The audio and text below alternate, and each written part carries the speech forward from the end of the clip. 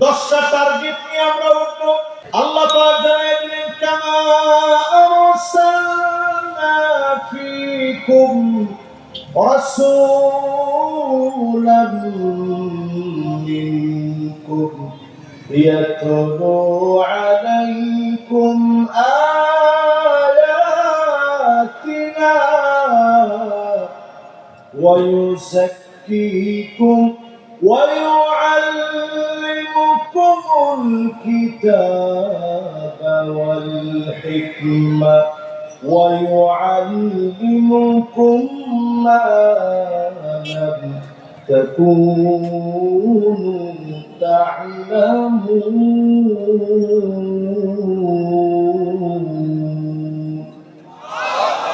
এক number target আমরা শিখব। আল্লাহুম্মাল্লাহ নবী আসছেন শিখানোর জন্য, আল্লাহ নবী পৃথিবীতে আসলেন শিখানোর জন্য।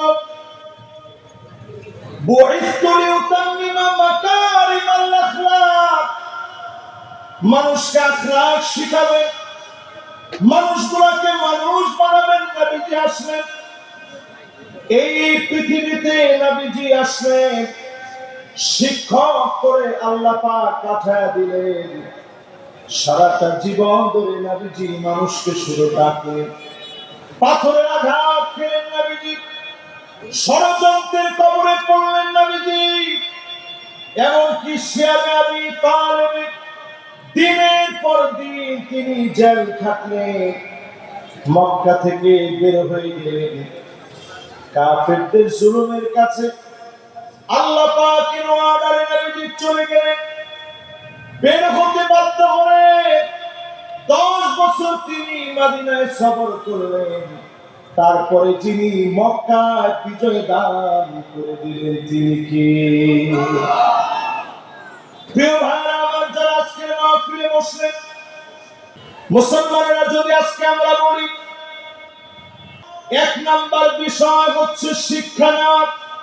বড় আফসোস, আজ আমাদের সব আছে, আল কোরআন পড়তে পারি এমন মুসলমানের সংখ্যা বড় কম, ঠিক কিনা বলে? লা তাকুমুস সাআ, ততদিন পর্যন্ত এই দুনিয়া ঠিক থাকবে হাত্তা ইউবাদাল ইলম, ইলম উঠা নিবে, কোরআন মানুষ পড়বে না, কোরআন মানুষ শিখবে না, কোরআন আন্দোলন করবে না, আল কোরআনকে বিজয়ের স্বপ্ন দেখবে না, ওই জাতির উপর আল্লাহর গজব নেমে আসবে, ঠিক কিনা বলে? এবার বলেন, এক নাম্বার আমরা নিয়ে যাব শিক্ষা। জোরে কোন কি? আল্লাহর হাবিবের কাছে সাহাবী আসলেন, বয়স 80 কিংবা 85 বছর বয়স হবে।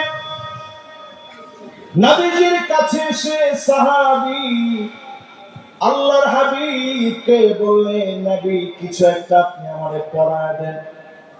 ওয়া ইউআল্লিমুকুমুল্লাহ, নবী আপনি আমারে শিখায় দেন কোন কিছু।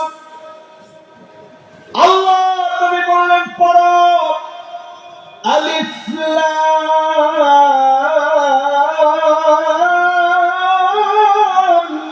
মিম।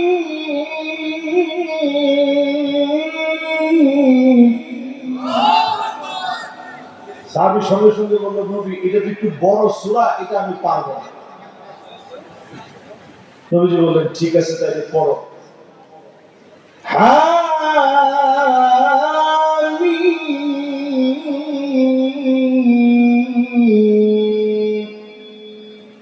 সাহাবী বলে, নবী এটাও বড়, এটাও আমার দ্বারা কঠিন হয়ে যাবে। নবীজি ধৈর্য কেমন চিন্তা করেন। এবার সাহাবী বললেন, নবী সহজ কিছু একটা শিখিয়ে দেন। আল্লাহর হাবিব বললেন, সাহাবী পড়ো, سبح اسم ربك الأعلى الذي خلق فسوى والذي قدر فهدى والذي أخرج المرعى। সাহাবী বলে, নবী একটু কঠিন লাগে, সহজ কিছু একটা পড়া। নবীজি বললেন তাহলে পড়ো, إذا زلزلت الأرض زلزالها وأخرجت الأرض أثقالها وقال الإنسان ما لها يومئذ تحدث أخبارها بأن ربك أوحى لها يومئذ يصدر الناس أشتاتا ليروا أعمالهم فمن يعمل مثقال ذرة خيرا يره ومن يعمل مثقال ذرة شرا يره এতটুকু যখন আল্লাহর হাবিব পড়ে দিলেন সাহাবী দাঁড়া গেলেন ডাক দিয়ে বললেন ও নবী ওয়াল্লাযী নাফসি বিয়াদিহি যে আল্লাহর হাতে আমার প্রাণ আমি কোনো কিছু বাড়াবো না কমাবো না এই সূরা নিয়ে আমল করব এই সূরা নিয়ে বেঁচে থাকবো এই সূরা নিয়ে বাঁচার চেষ্টা করব সূরাটা মুখস্থ করে নিলাম আল্লাহর নবী সাহাবীদেরকে দেখায় বলে যদি কোন জান্নাতি লোক দেখতে চাও এই লোকটার দিকে তাকাও একটা সূরার কারণে লোকটা জান্নাতি হয়ে গেল বলে আল্লাহু আকবার বাংলাদেশের ভাগ্যের যদি পরিবর্তন হতে হয় আমার শিক্ষা কার্যক্রমে আমার ছোট ছোট কোমলমতি বাচ্চাদেরকে আমার ইবতেদায়ী থেকে শুরু করে আমার অনার্স লেভেল মাস্টার্স লেভেল আমার প্রত্যেকটা জায়গায় যদি আল কোরআনকে শিখানো না হয় এই জাতির ভাগ্যের পরিবর্তন সম্ভব না ঠিক কি না আজকে মাহফিল থেকে ওই সাহাবীর মতো নিজের বানান ওয়ায়ুআল্লিমুকুমুল্লাহ এই জমিন ততদিন পর্যন্ত থাকবে আল কোরআনের শিক্ষা যতদিন পর্যন্ত থাকবে যিনি এই জমিনটাকে টিকায় রাখবেন তিনি কে ওয়ায়ুযাক্কিকুম নিজেদের মন পরিবর্তনের চেষ্টা করা লাগবে আগে আল্লাহ এর কথা বললেন দুই নাম্বার বিষয় তাসকিয়াতুন নাফস আত্মাকে পরিশুদ্ধ করতে জানা এই জায়গায় একটা টুকরা আছে সবাই দেখতেছেন এই জায়গায় একটা টুকরা আছে ভিতরে ইদা সালুহাত সালুহাল জাসাদু কুল্লু ওয়া ইদা ফাসাদাত ফাসাদাল জাসাদু কুল্লু এই জায়গা যদি পরিষ্কার হয়ে যায় আপনাকে যিনি পরিষ্কার বানিয়ে দিবেন তিনি কে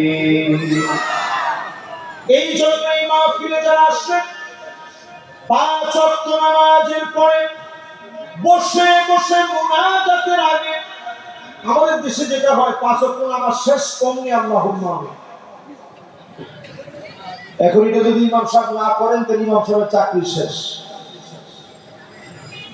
ইমাম সাহেব মুনাজাত করবে আমি মুনাজাতের বিরোধী লোক না কিন্তু মুনাজাতের আগে নবীজি সুন্নাহ কিছু আমল করতেন মাসনুন কিছু দোয়া করতেন এই দোয়াগুলো আগে সবাই নিয়ে পড়েন আপনি ইমাম হিসেবে শিখান আল্লাহুম্মা লা মানিআ লিমা আতাইত ওয়া লা মুতিআ লিমা মানাত ওয়া লা ইয়ানফা'ু যাল জাদ্দি মিনকাল জাদ আল্লাহর হাবিব শিখায় দিলেন যেই দোয়াগুলো নবীজি পড়তেন আয়াতুল কুরসি সহ সূরা ইখলাস সূরা ফালাক সূরা নাস তিনবার করে ফজরের পরে মাগরিবের পরে পড়ে জিন আপনাকে অ্যাটাক করার মতো ক্ষমতা পাবে না কালো জাদু কাজ করবে না আপনাকে যিনি সুস্থ রাখবেন তিনি কে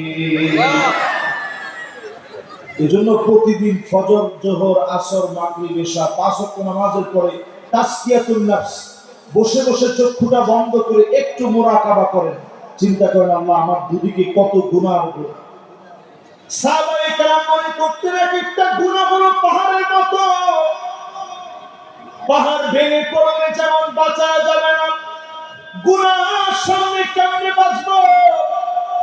গুনাহ হয়ে গেলে বারবার নবীজির কাছে দৌড়ায় দৌড়ায় চলে আসতেন, এসে নবীজিরে বলতেন তাহিরিনী ইয়া রাসূলুল্লাহ, ওগো নবীজি আপনি আমার একটু পবিত্র বানায় দেন, আমার গুনাহ হয়ে গেছে, আমার অন্যায় হয়ে গেছে, অনেক বড় অপরাধ করে ফেলেছি, একটু পরিষ্কার বানায় দেন। কয়দিন আপনি পরিষ্কার হওয়ার জন্য বসছেন? আপনি যদি চক্ষুটা বন্ধ করে চিন্তা করেন আল্লাহ দুইটা চোখ আপনি দিলেন, এই দুইটা চোখ দিয়ে কত কত খারাপ খারাপ মুভি দেখেছি, ব্লু ফিল্ম দেখেছি, পর্নোমুভিতে আসক্ত হয়েছি। আল্লাহ আজকে যদি আপনি আমার চোখের আলো কেড়ে নিতেন, যদি আপনি আজকে আমার অন্ধ বানিয়ে দিতেন, কেমন করে আপনার সুন্দরী পৃথিবী দেখতাম। এখন দেখবেন আল্লাহর কত গুনাহ হঠাৎ করে এখন চোখ স্ট্রোক করে। আগে যেমন ব্রেন স্ট্রোক করতো, হার্ট অ্যাটাক হতো, চোখ স্ট্রোক করে, আই স্ট্রোক করে চোখে দেখে না। প্রতিনিয়ত মনে করবেন কত জনের চোখ নষ্ট হয়ে যায়, এটা মনে করে আল্লাহর কাছে কাঁদবেন। অবশ্যই যিনি আপনার চোখের দৃষ্টি ভালো বানায় দিবেন তিনি কে? প্রতিদিন একটু নিজে নিজে নামাজের পরে মুরাকাবা করবেন।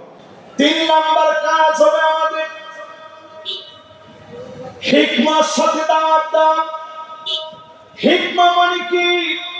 হিকমা মানে হলাল হুজ্জাত, প্রমাণ সহ দলিল সহ দাওয়াত দিবেন।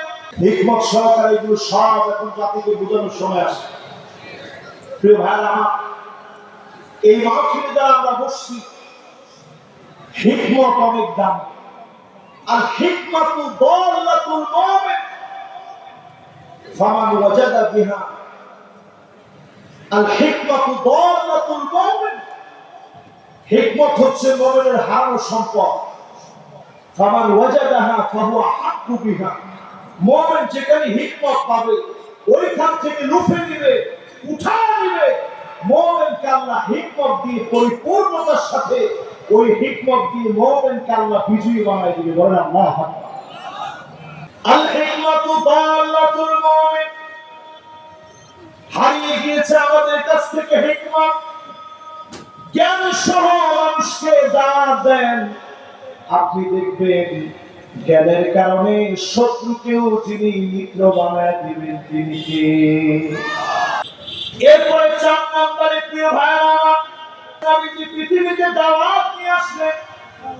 ওয়ায়ুআল্লিমুকুম মা লাম তাকুনু তা'লামুন, যা তোমরা জানতে না তিনি তোমাদেরকে জানিয়েছেন।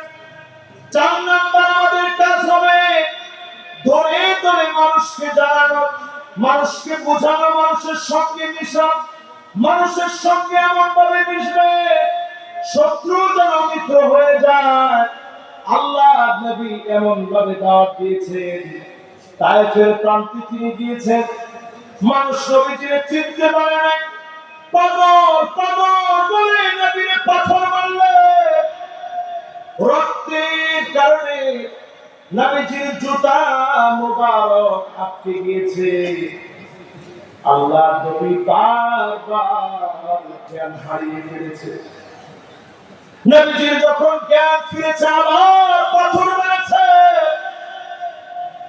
নবীজির জ্ঞান হারিয়ে গিয়েছে, বারবার নবীজি পাথরের আঘাত খেয়েছে। ফেরেশতা এসে বলে নবী আপনি এখন ইবাদত করেন। আল্লাহ নবী ডাক দিয়া বলে ইন্নী লাম উবআস লাআন,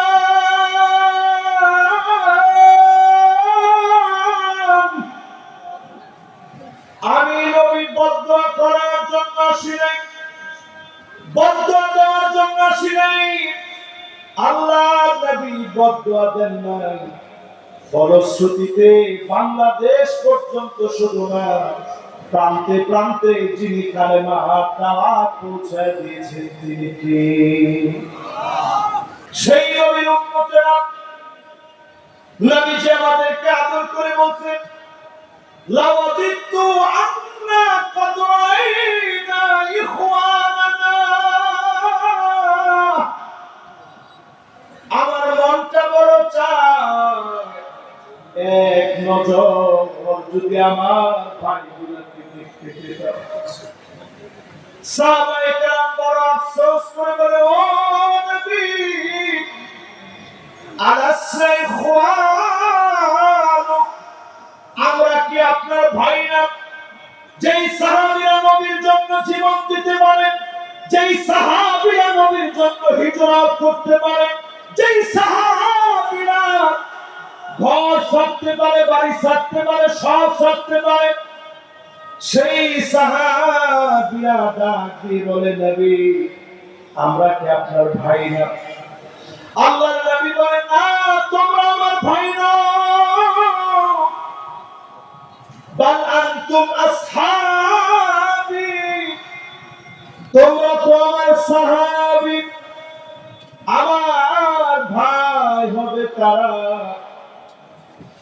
ইয়াতুনা মিন বাদি, যারা আসবে অনেক পরে, মান আমানা বি ওয়া লাম ইয়ানি, না দেখে যারা ঈমান আনবে তারা হবে আমি নবীর ভাই, তারা হবে আমার ভাই। বলেন তো, নবীজি ভাই বলে আদর করে ডাকছেন কাদেরকে? সবাই ধীরে ধীরে একটু হাত দিয়ে বলেন, কাদেরকে? আল্লাহর নবী জীবনে দেখে নাই, না দেখে ভাই বলে ডাকলেন। নবীকে চিনার জন্য এই মাহফিলে বসছি। আমার নেতা, তোমার নেতা বললে আমরা বলি বিশ্ব নবী মুস্তাফা। এই স্লোগান যারা আমরা দিই, আল্লাহর নবীর আদর্শের জন্য যদি সৈনিক হতে পারেন, নবীর উম্মত বানায়া যিনি মাফ করে দিবেন তিনি কে? ৫ নাম্বারটা শোনেন। নবীজি এই দুনিয়াতে আসলেন, ওয়ামা আরসালনাকা ইল্লা রাহমাতাল লিল আলামিন।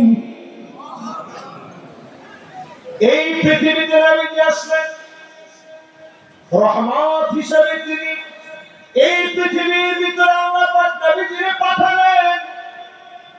নবীর মনে এমন দয়া ছিল, একটা উটের চোখে নবীজি পানি দেখলেন।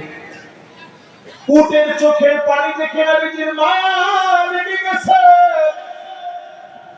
নবীজি ডাক দিয়ে বলেন, এই উটের দায়িত্বে কে আছো? একজন সাহাবী হাত তুলছে, নবী, এই উটের দায়িত্বে আমি আছি। নবীজি বললেন, আফালা তাত্তাকিল্লাহ ফি হাদিহিল বাহিমা আল্লাতী মাল্লাকাকা আল্লাহু ইয়্যাহ। এই উটের চোখের পানি দেখা মাত্র আমি নবী বুঝলাম, উটরে তুমি কষ্ট দাও, খাবার দাও না। রাহমাতুল লিল আলামিন নবীর সামনে এসে উট চোখের পানি ছেড়ে দিল। নবীজি সঙ্গে সঙ্গে বললেন, এই উটটারে যে খাবার দাও না, এটার জবাব আল্লাহ আদালতে তোমারে দেওয়া লাগবে। একটা উটকে যদি আপনি খাবার না দেন, যদি জবাব দেওয়া লাগে, যেই সমস্ত আলেমদেরকে নির্দোষ করে জেলখানায় রেখেছেন, দুনিয়ার আদালতে আপনি পার পেয়ে গেলেও আল্লাহর আদালতে কোনো মাফ নাই। এই আলামতগুলো আমাদেরকে বলে দেয়, এই আলামতগুলো আমাদেরকে স্মরণ করায় দেয়।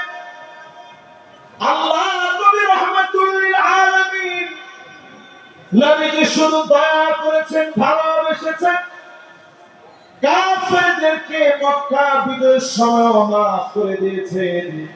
এবার 6 নাম্বারটা মনোযোগ দিয়ে শুনুন। এরপরে আমার ভাইরা, নবীজি সাল্লাল্লাহু আলাইহি সাল্লাম এই পৃথিবীতে আসলেন উম্মতদের জন্য। নবীজি এমন কান্ডারি হলেন, আল্লাহ নবী জীবনে কোনদিন আমাদেরকে দেখে নাই, কিন্তু আল্লাহ নবী ঠিকই আমাদেরকে সেদিন চিনে নেবেন। আল্লাহ নবী ঠিকই আমাদেরকে খুঁজে খুঁজে বের করবেন। চিনবেন কেমনে? গুররান মুহাজ্জালিন মিনাল ওযু, ওযুর পানিগুলো ঝকঝক করে উঠবে, চকচক করে উঠবে। নবী আল্লাহকে ডেকে ডেকে বলবে, আল্লাহ এটাই আমার সে উম্মত।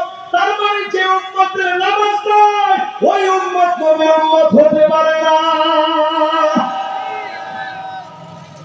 কয়জন নবীর উম্মত হয়েছে একটু হিসাব নিন।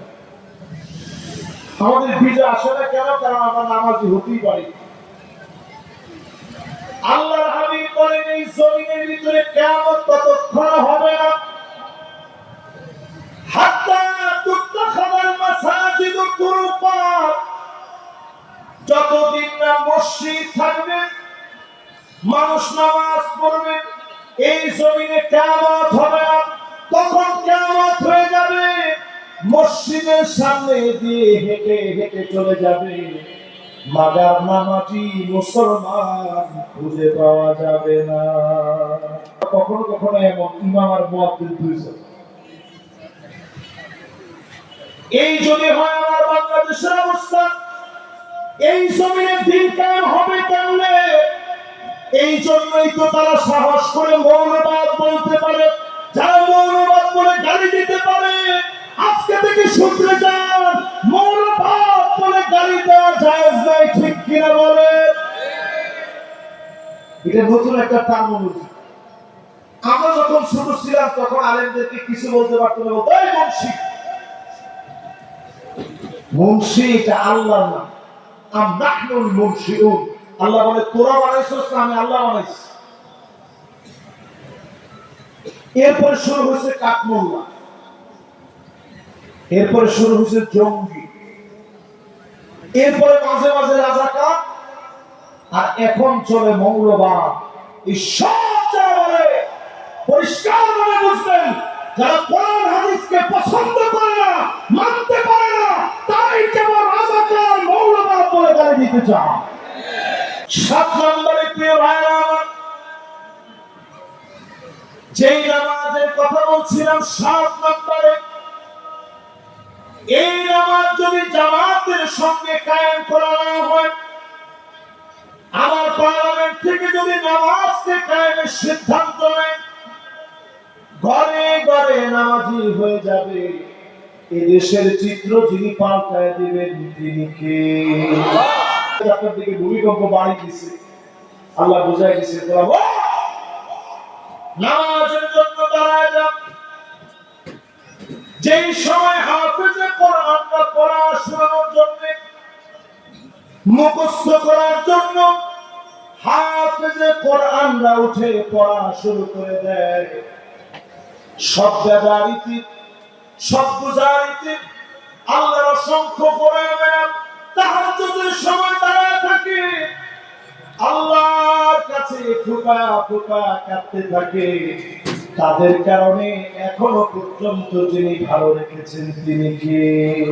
8 নম্বরে প্রিয় ভাইরা, আগামী দিনে বিজয়ের জন্য যেই কার্যক্রম নিয়ে আল্লাহর নবী শেষ শিক্ষা দিয়ে গেলেন, যে কার্যক্রম আমাদের সবার থাকা লাগবে, সেই কার্যক্রম পুরো পুরো জীবন জীবন লড়াই করব, শহীদ হয়ে যাব, আল্লাহর জমিনে দিনকালের পথ থেকে এক চুল পিছপা হওয়া যাবে না।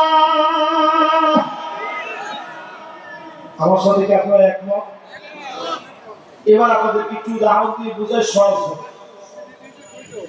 সাহাবায়ে কেরামের হিম্মত কেমন ছিল? খালিদ বিন ওয়ালিদ রাদিয়াল্লাহু তাআলা আনহু ওয়া আরদাহু, উনি জিহাদের জন্য গেছেন ইয়ারমুকের প্রান্তে, চতুর্দিকে কয়েকটা নদী আছে, সমুদ্র বেষ্টিত ইয়ারমুক, বর্তমান সিরিয়া, জর্ডান, ইসরায়েলের মাঝখানের এই ইয়ারমুক আমি নিজে ঘুরছি। ওই জায়গাতে খালিদ বিন ওয়ালিদ 15 দিন সফর করে গেছে। কয়দিন সফর করে যখন গেছে, পেটে খাবার নাই, সাহাবীদেরকে নিয়ে বললেন 15 দিন সফর করে গিয়ে খালিদ বিন ওয়ালিদ ডাক দিয়ে বলে, সাথী সঙ্গীরা শোনো, এতদিন সফর করে আসলাম, পেটের ভিতরে খাবার নাই, খুবই কষ্ট হচ্ছে আমাদের সবার, কিন্তু হিম্মত হারাবো না। 30,000 সাহাবী তাবেঈদেরকে নিয়ে খালিদ বিন ওয়ালিদ জানায় দিলেন, আমরা সবাই শহীদ হয়ে যাব, কিন্তু একজন আমরা বীর কাপুরুষের মতো পিছু হটব না, জমিনে রক্ত পড়বে, এই জমিন উর্বর হবে, এই জমিনে যিনি কালেমার পতাকা উত্তীর্ণ বানায় দিবেন তিনি কে? খালিদ বিন ওয়ালিদ শুধু গিয়ে যখন ওইখানে হাজির হয়েছেন, এর আগে রোমক সভা 2,40,000 সৈন্যবাহিনী রেডি করছে মুসলমানদের সঙ্গে লড়াই করবে। কতটা? 2,40,000। আর আমরা মুসলমানরা কত? শুধু 40,000। এর দ্বারা বেশি কত? অন্য বর্ণনায় পাওয়া যায় মুসলমান ছিল 26,000, তারা ছিল 2,40,000। অন্য বর্ণনায় পাওয়া যায় আরেকটা বর্ণনায় যে মুসলমান ছিল 30,000, তারা হচ্ছে 2,40,000। আরেকটা বর্ণনায় পাওয়া যায় মুসলমান ছিল 26,000, তারা ছিল 2,40,000। তাহলে আমাদের চেয়ে বেশি না কম? এরপরেও তারা আমাদেরকে ভয় করে সেই সময় সবচেয়ে বড় পরাশক্তি রোমক সম্রাট চিঠি লিখছে চীনের কাছে, ওহে চীনের সম্রাট, মেহেরবানি করে আপনি কিছু সৈন্যবাহিনী পাঠান। খালিদ বিন ওয়ালিদ তার বাহিনী নিয়ে চলে আসছে, আমাদের তো বাঁচার কোনো উপায় নেই। চীনের সম্রাট উল্টা চিঠি লিখে জানায় দিছে, ইন্না কওমান লাউ আরাদু আন ইয়াখলা'আল জাবাল লাখালা'উ, মুসলমান এমন এক জাতি, এরা যদি পাহাড়ের দিকে তাকায় বলে পাহাড় তুমি সরে দাঁড়াও, একটা মুহূর্তের ভিতরে পাহাড় সরে যাবে। আজকে বড় আফসোস, সেই মুসলমান আমরা, সারা দুনিয়াতে 2 কোটি মুসলমান আজকে মার খাচ্ছে। আজকে না, 20 কোটি মুসলমান শরণার্থী হয়ে গেছে, যাদের ঘর বাড়ি নাই। কিন্তু আমাদের আশা আমরা কখনো হারাই না। এমন ছোট বাচ্চা, সেদিন আমি ভিডিও দেখলাম, ছোট বাচ্চাকে একজন সাংবাদিক প্রশ্ন করেছে, তোমার মাথার উপর দিয়ে বোমারু বিমানগুলো চলছে, তোমার কি ভয় লাগে না? ফিলিস্তিনের ছোট্ট বাচ্চা জবাব দিয়ে বলে, আমার মাথার উপর দিয়ে বোমারু বিমান ঘুরছে, এতে করে আমি একজন মুসলিম হয়ে ভয় পাইতে পারি না, কারণ এরও অনেক অনেক উপরে আমার আল্লাহ। প্রিয় ভাইরা আমার, আমরা তো সেই সে জাতি যারা পাহাড়কে বললে পাহাড় দূরে সরে যাবে, ওই জাতি আজ মার খাচ্ছি, দিশেহারা হয়ে আছি। যদি মুসলমান উত্তরণের পথ খুঁজে ঐক্যবদ্ধ হওয়া লাগবে, নিজেদের ভিতরে ভেদাভেদগুলো ভুলে গিয়ে এক হয়ে যদি আওয়াজ তুলতে পারেন, আগামী দিনে যিনি আমাদেরকে শক্তিশালী বানায় দিবেন তিনি কে? 9 নম্বরে প্রিয় ভাইরা, প্রতিনিয়ত আল্লাহর উপরে তাওয়াক্কুল বাড়াবেন। লাউ ইয়াতাওয়াক্কালুনা আলাল্লাহি, আল্লাহর উপরে যদি হাক্কা তাওয়াক্কুলিহি, সঠিকভাবে যদি তাওয়াক্কুল করেন, একটা পাখি যেমন খালি পেটে বের হয়ে যায়, বড়া পেঁচে আবার তিনি ফিরে আনেন দিকে। আমার ভাইরা এই চালের উপরে তাওয়াক্কুল করে বাংলাদেশে আমরা সব দেখেছি। একটা বারের জন্য আপনারা ইসলাম দেখেন, একটা বারের জন্য ইসলামের দিকে আসেন, একটা বারের জন্য হিম্মত নেন, আল্লাহর উপরে তাওয়াক্কুল করেন। এদের সিঙ্গাপুর মুখে বলা লাগবে না, দুবাই মুখে বলা লাগবে না, এর চাইতে উন্নয়ন বাংলাদেশে হবে ইনশাআল্লাহ। যে বাহিনী ইমাম মাহদী আলাইহিস সালামের শক্তিশালী বাহিনী হবে, ওই বাহিনী যে একদিনে হবে না। আপনি কি মনে করছেন ইউসলিহুল্লাহু লাহু লাইলাতান ওয়াহিদা, এক রাত্রির ভিতরে গোটা দুনিয়ার ভিতরে একটা আল্লাহ তাআলা পরিবর্তন দিয়ে দিবে? এটা সংঘবদ্ধ একটা গোষ্ঠীর মধ্য দিয়ে আল্লাহ তাআলা দান করবে। ওই সংঘবদ্ধ গোষ্ঠী বাংলাদেশের অলিতে গলিতে সব জায়গায় তৈরি হচ্ছে। আর সবার একটাই কথা, সব ভুলে সব শেষে আমরা সব দেখা শেষ, সামনে হবে আল কোরআনের বাংলাদেশ। যদি আমরা একটু বুঝে নিতে পারি, সব ইসলামী দলগুলো যদি সমমনা হতে পারি, সবাই যদি আমরা এক পথে হাঁটতে পারি, তবেই আগামী দিনের বিজয় মুসলমানদের বিজয় হবে। ঠিক কিনা বল? 10 নম্বরটা আপনাদের কিছু মহব্বত দিয়ে বুঝাই। 10 নম্বর, নবীজি সাল্লাল্লাহু আলাইহি সাল্লামের উম্মত যারা এখানে বসছেন, আজকে থেকে নিজের ঘরটাকেও ঠিক করার সিদ্ধান্ত নেন। অনেকে বাইরে বাইরে অনেক দাওয়াতি কাজ করে, নিজের ঘরের ভিতরে দাওয়াতি কাজ নেই। আমাদের ঘরের ভিতরে অনেকে ইসলামের চর্চা নেই। কু আনফুসাকুম ওয়া আহলিকুম নারা। আগে আপনি আপনার নিজের ঘরকে বাঁচান, এটা শেষ জমানা, আপনাদের বুঝতে হবে। ঘরের ভিতরে এখন মহিলাদের আলামত, মা বোনদেরকে নিয়ে তেমন কোনো ওয়াজই করিনি। এই পুরো ওয়াজটাই আমরা মা বোনদেরকে সহ করছি একত্রে। মা বোনদের সহ আজকে মাহফিলে বলে, যেহেতু অনেক মা বোন আসছেন, শেষ জামানায় মা বোনদের রুচি এমন হয়ে গেছে, 1 নাম্বার রুচির নাম আল্লাহ। সব টাকা আমার লাগবে, আমার খাওয়া লাগবে, মাকে, বোনকে, ভাইকে, বাপকে 1 টাকা দেওয়া যাবে না, এমন বললে ওরা স্ত্রী এখন আমাদের ঘরে ঘরে আসে না। এদিকে লোকদের আছে, এদিকে লোকদের না। সব আমার দাও, তোমার মা বাপ ভাই বোনেদেরকে 1 টাকা দিতে পারবে না, এমন মহিলা এখন আছে না। এরপরে দেখবেন মান্না ফোটা দিবে কোথায় কোথায়, আমি থেকে আপনার ভাত খাই গেলাম, তাহলে খাই, অন্য কেউ খাইতে হবে। এরকম মহিলা এখন আছে না ভাই? প্রতিদিন কয়বার ভাত তো খাই 3 বার, কিন্তু ওই কথা যে কবার খাতে হয়, কবার যে খাওয়া লাগে হুজুর, এটা বলতে পারবো না, ঘুরে রাখিনি তো। এরপরে দেখবেন হান্না, আপনি বলছেন যে অনেক ক্লান্ত লাগতেছে, 1 গ্লাস পানি দেওয়া দিলে, আরে বাপরে বাপ, আমি আপনার দাসীগঞ্জি হয়েছি তো পানি দিল, আপনার পানি আপনি খান। এরকম হয় কি হয় না? এরপরে দেখবেন কান্না, এটা কিরকম? আপনার ছায়াই দেখতে পারে না, যেখানে আপনার দেখছি তো আপনি বসছেন গেলাম দিয়ে উঠে উঠে এটা পরিষ্কার করে।